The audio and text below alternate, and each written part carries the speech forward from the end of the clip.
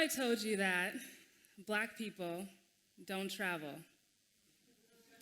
or that Black people aren't sent out on international assignments as expats? Now, this may sound like a crazy statement, or not, but this is something I actually believe for a large part of my life. See, I'm originally from Los Angeles, California, but though LA is a pretty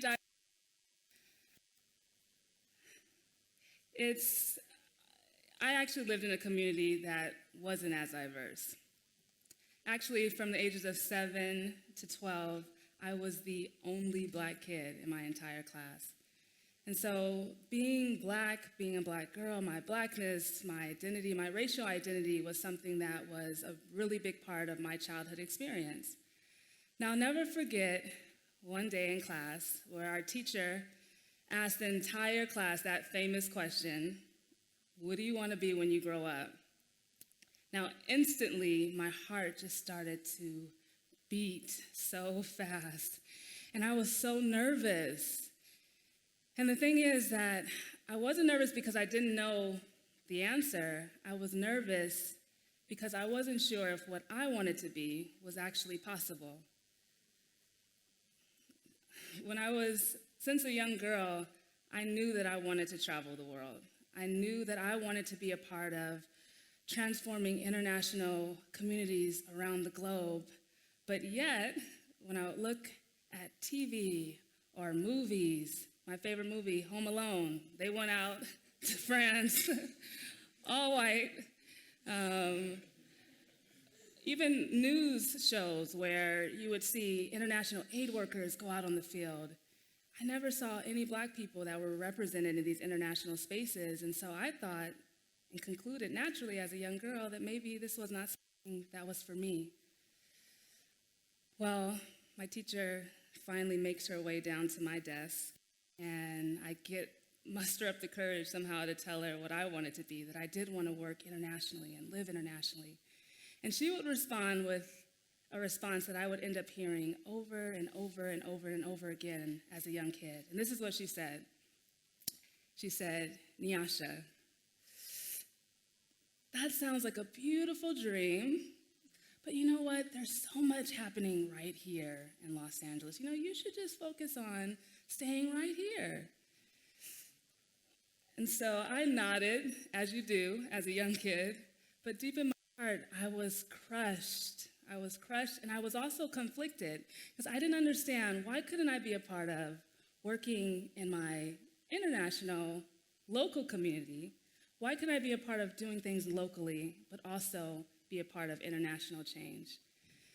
And so fast forward, at 18 years old, I moved to New York. And in New York, I moved to now a city that's huge and global and a melting pot of all sorts of cultures. It's actually the first time that I start seeing Black people that are from all over the world. Black people from Latin America, from the Caribbean, Black people from all countries on the continent of Africa. One day I was actually in a bus going to the library, and I meet this African field student named Wabe. Now, Wabe was a real-life princess from a southern part of Africa, and she started to tell me all about her experiences of living in southern Africa. And almost before she could even finish, I just started telling her, "Listen, I want to also travel abroad. I want to live internationally. I want to one day travel to South Africa." And so she says, "You know what? You will never believe this, Nyasha. I know a professor named Dr. Hobson, and he is taking a group of students to South Africa and Namibia this summer. You should apply." I literally felt at that moment like the world had just stopped. Time has stopped. I, for the first time, almost felt like my international dreams had just been rebirthed. And I went home, I applied that night, I ended up getting accepted, and that summer I went off to Namibia and South Africa, and my life was forever changed. And I know it was because I met this professor, I met Wabe. I knew that it was because meeting them and seeing that there was someone that looked like me was out there in international spaces and transforming communities. Well, today I stand before you as a woman who has lived, worked, and studied on 4 different continents, has traveled and explored 30 plus countries, and I'm currently based in London, where I work for the largest women-led international organization in the world called the World Association of Girl Guides and Girl Scouts. And I get to provide international experiences for other girls and young women around the world. And so I am a living representation that representation matters, that race matters, that seeing people that look like you occupy spaces where you're typically invisible matters. Well, living this international dream has been such a privilege, and probably the most impactful part has been able to meet other expats around the world, and specifically Black expats around the world. I've just been almost astounded by how many Black people I've actually seen in communities and spaces where I thought we were invisible. I thought at one point, have we been hiding this time? But the truth is, Black people have not been hiding. Black people have been traveling and migrating around the world from the beginning of time. But when you look at the research and statistics, Black people are pretty much invisible when it comes to expat data. And so when you look at the most recent UN report, there are over 244 million migrants across the world and approximately 66 million expats. Now, people would say that, and I would agree, the term migrant and expat really could be used interchangeably. But one of the main issues is that when you look into the research, the traditional expat is still a white male from the ages of 45 to 55 who works for a large multinational corporation. But yet researchers are starting to agree that this is a very narrow view and reality of what a real expat is. Nowadays, expat comes in all different ages, gender, sexualities, even race. And so one of the main reasons that I believe that Black people have been missing from, are invisible within the expat data, is because race, when you start looking at the research, race is often excluded as a variable when it comes to the data. Now, expat data is not the only area where race is actually excluded. Being here in Berlin, you may or may not know, but Germany, along with other Western European countries, also exclude race as one of the categories when you're looking at the population of the country. The argument is normally that, hey, we're German, and so we're all German. And race can sometimes actually cause division or cause, more inequalities when you start to kind of categorize people.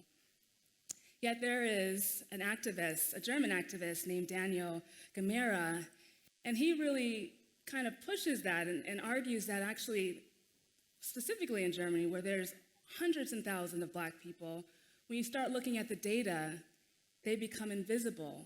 And when you're not counted, you actually end up not counting.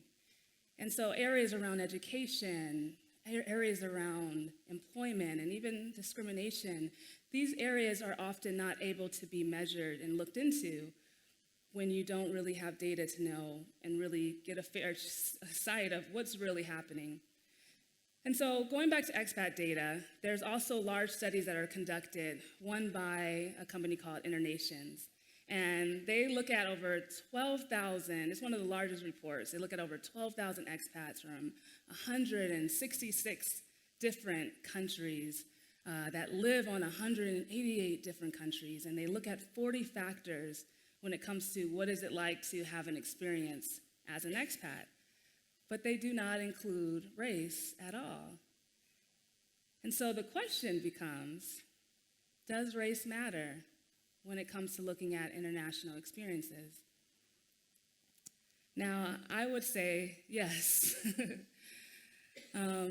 And I actually started looking into research, and the very little research that I did find, I found by a researcher in the US named Dr. Clena Craig Henderson.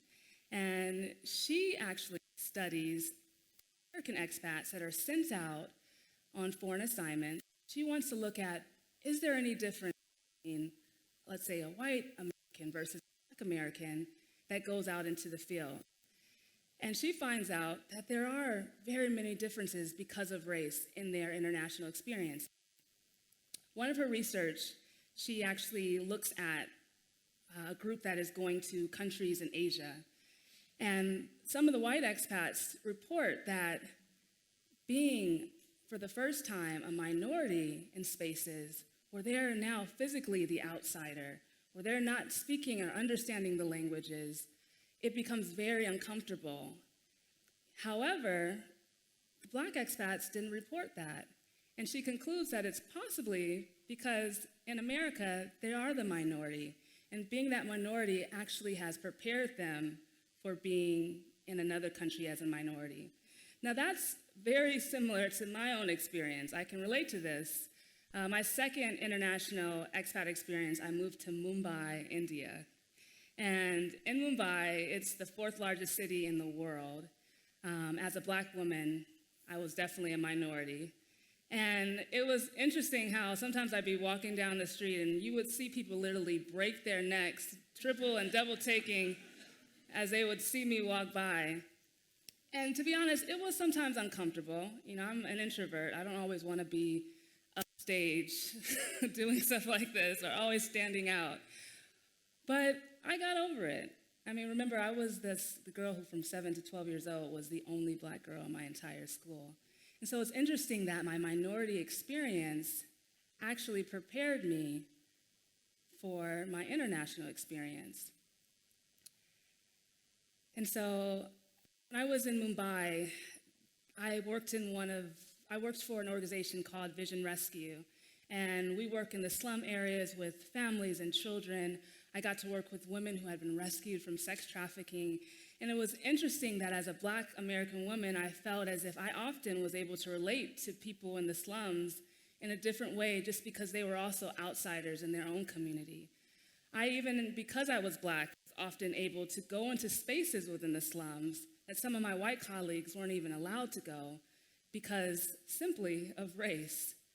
And so my experiences in India make it very clear to me that race is a very important factor of one's international experience. And so as I go off into my international adventures, I really just started to, again, realize that this narrative that Black people don't travel, that Black people aren't out international, had to be changed. And so I actually reached out to a researcher, and I said, is there any data out there on Black people? And again, she confirmed, no, there's not. So I said, what should I do? She said, you should just start getting the stories of people in your community, just one by one, just start pulling stories. And so that's what I started to do, and that's what I'm doing. And I think it's important because visually seeing images of people, again, who look like you in spaces that you're not commonly seeing them is important. And so these hidden figures, I'll call them, in spaces such as Randy Johnson, one of my close friends who is from Los Angeles originally. When I actually wanted to go out to India, he bought my first plane ticket and encouraged me and said, you need to go out there. He's also, again, from Los Angeles. He lives in the Middle East, and he is an educator as well as a coach, an executive coach, where he coaches businesswomen and men around the Gulf. And he's also fluent in Arabic. Or people like Beth and Fred. They're originally from Kenya. I met them also in India, and though we're also from different countries, being Black in our experience really was something that we had in common. They're educators as well, and they work around international schools all around India. Or Hugh John, again from Los Angeles. He is based in Shanghai. He's fluent in Chinese. He started the first ever Shanghai Black Fashion Week. He also is an entrepreneur, and he helps Black entrepreneurs in China on how to leverage the Chinese market. Or Nicole Clark. When I was in London, she was the first person that I met. Now, Nicole, when you think of the term Black Girl Magic, this is what you look at. Nicole, she is an entrepreneur. She has an amazing, vibrant community called the Expat life, as well as I Find It Incredible. And on the side, she's a vice president for one of the largest banks and prestigious banks in the world. Or we have Teron Ferguson, who is originally from Miami. He's here in Germany in Leipzig. And he's also right now doing a fellowship where he looks at racism within Germany and compares it to racism in the US. He started a film company, and he's creating an animated film where he's going to be looking at some of these subjects and, again, comparing race within Germany and the US. And last but not least, we have our very own Nana Addison.